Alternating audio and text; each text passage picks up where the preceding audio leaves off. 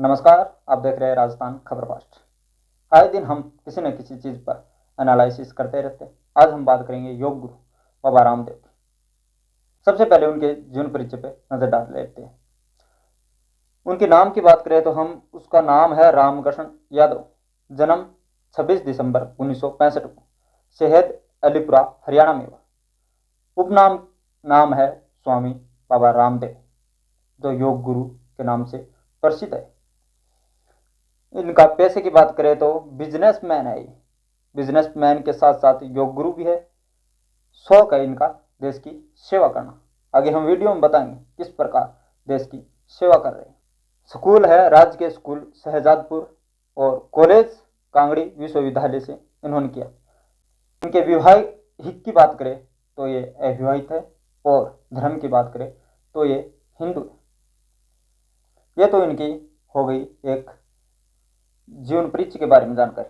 अब इनकी बात करते हैं इन्होंने क्या किया। इनका शौक देश सेवा का है, तो एक नज़र देश सेवा पे भी डाल लेते हैं। अभी ये चर्चा में आए हैं तो उसकी बात कर लेते हैं। सबसे पहले ये भरतपुर में कोई प्रोग्राम था और भरतपुर में ऐसी विवादित टिप्पणी की जिससे अभी ये फिलहाल दोबारा चर्चा में। हालांकि इस टिप्पणी के पीछे उनका मुख्य उद्देश्य भी बहुत छिपा हुआ है। अभी इनके ऊपर रिसर्च हो रही है तो उसकी बात करते हैं। तो ये कभी इस प्रकार के भाषण देते थे कि मुसलमानों को में उनके अल्लाह का नूर दिखाई दे रहा है। ये बात है 2014 से पहले की। एरिए को, आपकी हिम्मत को भी मैं बहुत बहुत सलाम करता हूं। सभी मेरे मुस्लिम भाइयों को अस्सलाम वालेकुम और मेरा प्रणाम है, आपको नमस्ते है। और इसलिए कि मैं आपको इस टोपी से ढका हुआ, दो वस्त्रों से ढका हुआ एक मुसलमान नहीं, मैं आपके भीतर उस खुदा के नूर को देखता हूं और इस भारत मां के तकदीर और इसके भविष्य को देखता हूं।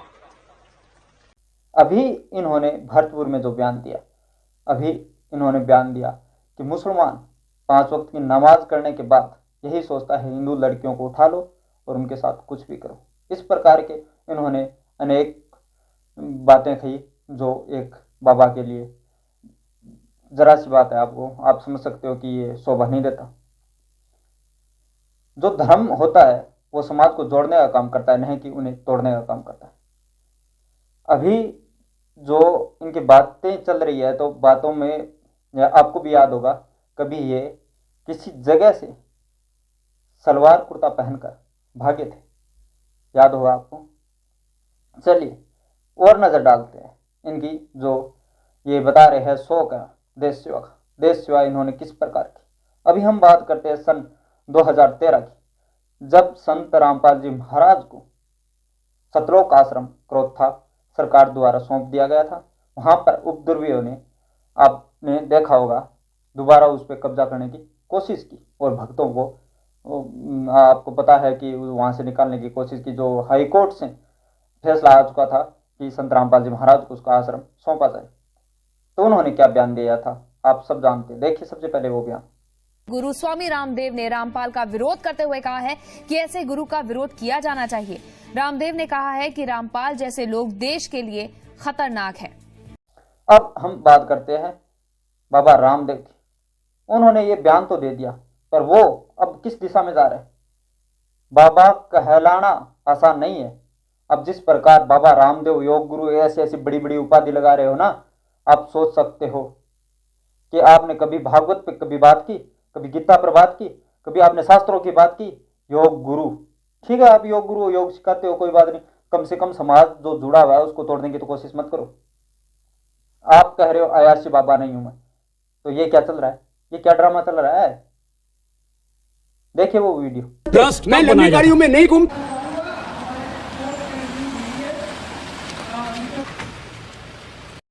मैं चार्टर्ड प्लेन में नहीं घूमता हूँ। ये तस्वीरें देख सकते हैं आप, योग गुरु बाबा रामदेव। ट्रस्ट का मैं अयासी बाबा नहीं हूँ, अयासी का मतलब ही नहीं है। हिपोक्रेसी की भी सीमा होती। 75-80 रुपए का पेट्रोल चाहिए कि 35 रुपए का। मैंने कहा अब आगे से पूछेगा तो ठीक है।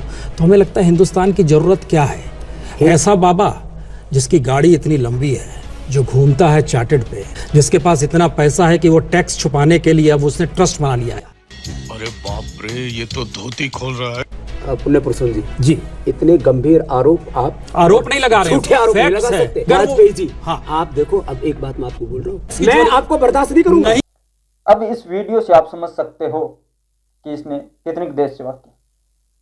2014 में इनका बयान आता रहता था कि आपको कितना पेट्रोल चाहिए, महंगाई बढ़ गई है, बेरोजगारी बढ़ गई है, रिश्वतखोरी हो रही है, जगह जगह भ्रष्टाचार हो रहा है। अभी आपको नहीं दिखाई दे रहा है।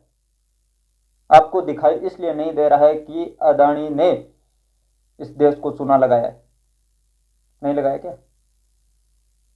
एक भी बात आई आपकी बाहर? कितना जो अदानी ने ले रखा है भारत से, लोन पे ले रखा है, कितना कर्ज ले रखा है भारतीय बैंकों से।